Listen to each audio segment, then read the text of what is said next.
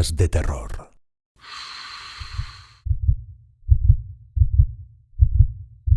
Las historias de miedo de esta noche se llaman El Doctor, el túnel, la cabeza y el pozo de los deseos.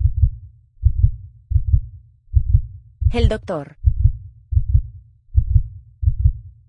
Conocía los experimentos secretos del Doctor, estaba al corriente de ellos, aunque el hermetismo que rodeaba ese campo de actividades me había mantenido al margen de los detalles, así como al resto del personal destacado en aquel laboratorio.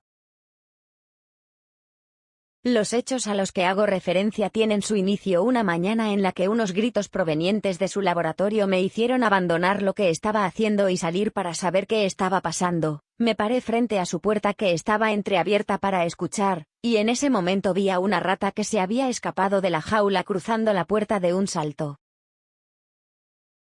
Mi primer gesto fue agacharme y tirar de su cola hacia arriba para agarrarla, evitando que me mordiera. Pero la rata me miró directamente a los ojos y tuve una extraña sensación, ya que los ojos de esa rata no eran los ojos de un animal corriente, era como estar mirando a una persona, de modo que no pude reaccionar, y cuando sus perseguidores salieron, poco acostumbrados a correr como estaban, no lograron darle caza. Días después, en una de aquellas jornadas intensivas que solían retenerme en mi sección hasta altas horas de la madrugada, me crucé al salir con el Doctor.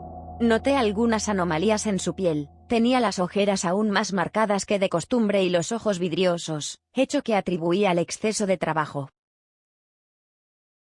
Días más tarde, vi cómo su estado había empeorado notablemente, su piel tenía un tono verdoso, y había perdido parte de su pelo.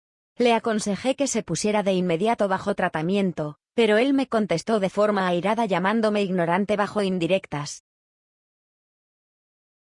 Una noche más, me quedé hasta la madrugada, así que estaba yo entrando y saliendo constantemente del laboratorio, y fue entonces cuando lo vi. Algo avanzaba hacia mí desde el final del pasillo. Por algún motivo, supe que algo andaba mal. Era una de aquellas situaciones en las que el instinto se impone sobre la racionalidad. ¿Ocurre algo?, pregunté cuando lo tuve frente a mí. La cosa que tenía delante de mí ya no era el Doctor. Tenía sus mismos rasgos, pero no era él sino algo oscuro, impreciso y corrompido. De pronto comenzó a gruñir y a retorcerse entre convulsiones, hasta que gritó entre dientes: «Huye, antes que sea tarde. Vete».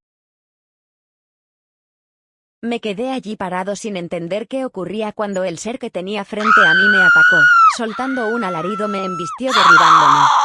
Un espantoso detalle se me reveló fugazmente, y era que el cuerpo de la cosa que tenía frente a mí estaba lleno de cosas que se movían en su interior.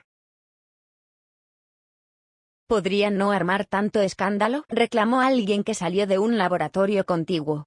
Su rostro cambió en una expresión de pánico y la puerta se cerró de inmediato. Regresé a mi laboratorio pues había tenido una idea. Abrí uno de los frascos de éter y con algodón fabriqué una bomba incendiaria. Salí con ella al pasillo y cuando localicé al Doctor, encendí el borde con algodón y arrojé el frasco ardiendo contra él. Cuando las llamas lo envolvieron, su cuerpo estalló y una nube de larvas y gusanos saltó en todas direcciones, pegándose a las paredes y al techo, retorciéndose entre llamaradas. Llegado este momento, ya había cundido la alarma entre todo el personal, y el pasillo era un hervidero de batas blancas. Uno de los empleados tomó el extintor de la pared, pero yo no se lo permití. No quería que uno solo de esos gusanos escapara. Media hora después, lo que había sido el Doctor yacía diseminado en restos chamuscados por todo el pasillo. Convenimos en no decir nada, levantando una cortina de humo en torno a la misteriosa desaparición del Doctor. Su asistente me contó que él le había pedido ayuda para inocular a las ratas con algo, y que mientras sacaba a una de ellas de la jaula para hacerle una revisión, la rata lo mordió y escapó. Entonces até cabos y reconstruí los hechos desde que tenía constancia de ellos. Ahora sé lo que debo hacer. Tengo que destruir todas las pruebas, los cuadernos del doctor y todas sus anotaciones, deshacerme de todo cuanto material haya quedado en su laboratorio y sobre todo, aniquilar a todas las ratas sin dejar rastro de ellas. El túnel. Hoy vengo a hablaros de una historia que me contó mi abuela, pues se ve que ocurrió de verdad en el año 1990, concretamente en un pequeño pueblo de montaña cerca de los Pirineos. Era una fría noche de invierno, y una madre se disponía a realizar la hora y media que le quedaba de trayecto con su hijo de 8 años por una carretera de montaña llena de curvas. Empezaba a ser tarde por la noche, y la carretera estaba muy poco transitada. Tal y como habían anunciado por la mañana en la televisión, se puso a llover de forma agresiva, empañando todo el cristal rápidamente. La madre, con la intención de distraer a su hijo, puso la radio en la sección de noticias, y mientras estaban hablando del partido de fútbol del fin de semana, interrumpieron la programación con una noticia de última hora. Debido a las fuertes lluvias y a una caída de tensión repentina, los sistemas de seguridad del centro penitenciario y de salud mental de los Pirineos han quedado inutilizados, provocando la fuga de varios internos. Pedimos mucha precaución a todos los habitantes de la zona, y les pedimos que no salgan de sus casas durante las próximas horas. La policía solucionará el altercado tan rápido como les sea posible. En aquel momento la madre notó un escalofrío que le recorrió toda la espalda, pues no se encontraba muy lejos del centro. Decidió no decir nada a su hijo, ya que él no tenía conciencia de dónde se encontraban exactamente. Además, quería ahorrarle preocupaciones innecesarias. La tormenta continuaba con fuerza. De golpe, y coincidiendo con la entrada a un túnel bastante muy conocido de la zona por ser bastante largo, el coche empezó a fallar. La madre recordó que tenía que haberlo llevado al taller mecánico hacía semanas para el mantenimiento rutinario, pero lo pospuso por falta de tiempo, pensando que no pasaría nada si se esperaba unos días más. En aquel momento se arrepintió muchísimo de no haber seguido al pie de la letra las indicaciones de su mecánico. Finalmente, el coche quedó parado en medio del túnel. La madre, asustada, pero disimulando muy bien, le dijo a su hijo: «Hijo, voy a bajar del coche un momento para ver si encuentro uno de los teléfonos de emergencia que suele haber en los túneles. Me ha parecido ver uno un poco más atrás. Puede ser que necesitemos la asistencia de una grúa, pero no te preocupes, que no pasa nada. Te cierro el coche desde fuera para que no tengas miedo. Ponte música en la radio y espérame, que vengo enseguida». «De acuerdo, mamá, no tardes mucho por favor», dijo el niño. La madre bajó del vehículo y caminó, mientras su hijo veía por el retrovisor cómo su silueta terminaba desapareciendo en medio de la oscuridad y la niebla que venía desde fuera. Pasaron los minutos, sonaba una canción, otra canción, y otra. La madre no regresaba. El hijo empezaba a impacientarse. Finalmente, y después de esperar un rato bastante largo, el niño vio algo que se movía por el retrovisor, como a unos 50 metros del coche. Era una silueta, y no se parecía mucho a la de su madre. La alegría le duró una fracción de segundo, pues seguidamente una sensación de terror absoluto se apoderó por completo de su cuerpo. Alguien estaba caminando lentamente hacia él, y parecía que llevaba algo en la mano. A medida que la silueta se acercaba, la visión se volvía más clara, dejando claro qué es lo que llevaba en la mano. Era la cabeza cortada de su madre. La cabeza. Una cabeza humana en medio de la calle causó sorpresa esa mañana. Nadie había oído nada, ni nadie había visto nada. En realidad el periodo entre las 12 de la madrugada y 8 de la mañana había quedado en blanco para todos. Muchas personas habían llegado antes a esa hora, pero no recordaban nada en lo absoluto.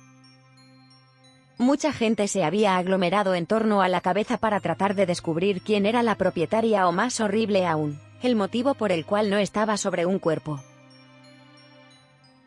El carnicero, hombre entrado en años, ateo y con un genio de los 1000 demonios, tomó la cabeza y dijo: la cabeza fue cercenada limpiamente, ni siquiera se nota el corte. No hay marcas de cuchillo ni nada.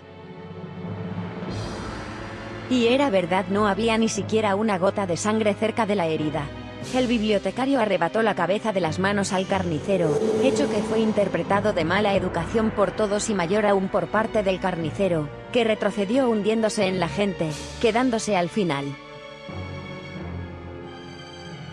¡Qué raro! Nunca había visto la cara de este tipo, exclamó el bibliotecario, que se jactaba de conocer a todas las personas que vivían en el pueblo. La muchedumbre comentaba sobre la cabeza encontrada, produciendo un ruido molesto parecido al de las moscas cuando saben que van a morir y quieren escapar.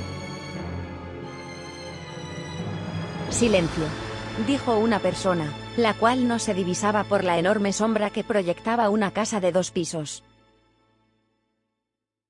Antes de preguntarse de quién es esa cabeza, deberían saber dónde está el cuerpo, dijo una voz enérgica y profunda que parecía emanar del mismo infierno.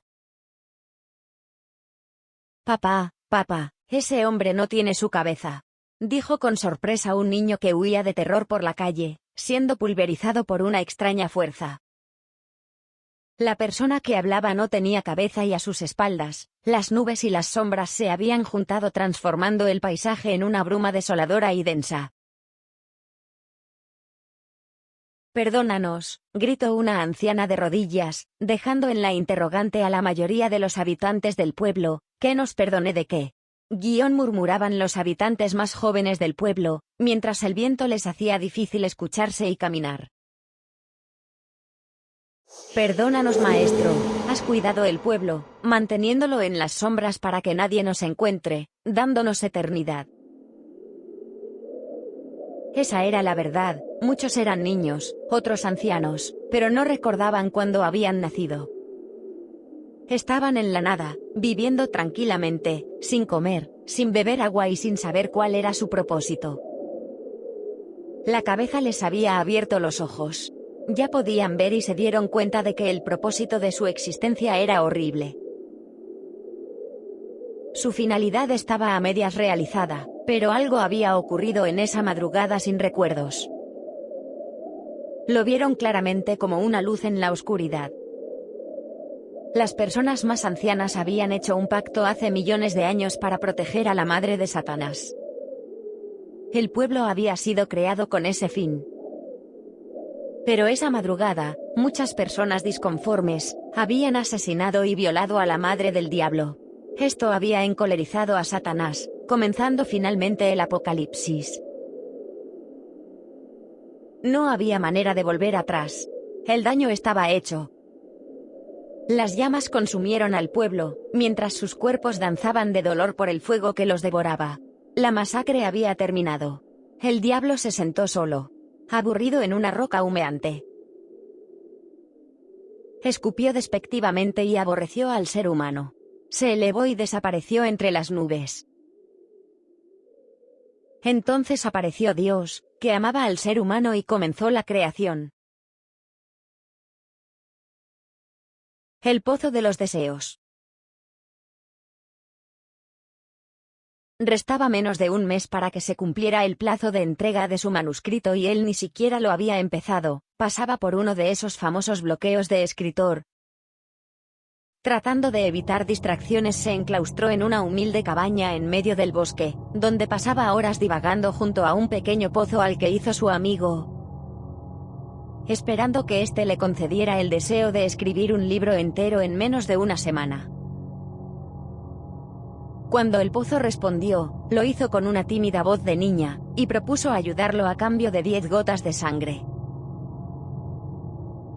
No había tiempo para desperdiciar una oportunidad así. El hombre aceptó el precio sin dudarlo. De inmediato hizo cortadas en sus dedos, para dejar caer la sangre que le pedía el pozo. Tras cada una de ellas, parecía que el túnel cobraba vida, las paredes se movían al ritmo de sus cálidas exhalaciones, dejando escapar suspiros de alivio y éxtasis. También la tierra rugía, como si descansara debajo de ella una enorme bestia. Tras la última gota, una deforme criatura envuelta en fuego emergió del pozo, y se fue sobre el escritor. 10 gotas de sangre solo le dieron fuerza para salir del hoyo, necesitaba el resto del hombre para alimentarse. En ese momento el manuscrito dejó de importar, luchaba con uñas y dientes para defenderse de los ataques del debilitado demonio que había liberado de las profundidades, pero todo resultaba inútil. Su cuerpo estaba también envuelto en llamas, la carne le chillaba mientras se retorcía en el suelo. Los anteriores habitantes de la cabaña conocían el mal que moraba en aquel agujero, pero necesitaban el agua, así que decidieron no sellarlo. Simplemente tenían mucho cuidado al acercarse, no imaginaron que al marcharse de ahí, vendría un tipo loco que hablara con los pozos y les pidiera deseos.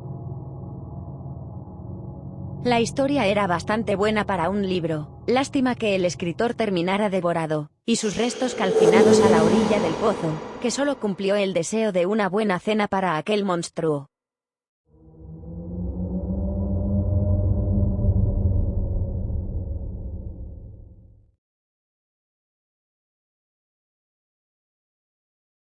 Por tu seguridad no olvides suscribirte a nuestro canal Podcast de Terror. Una vez que pertenezcas a nuestro club, solo en él estarás a salvo, pues el conocimiento hará que sobrevivas. Podcast de Terror.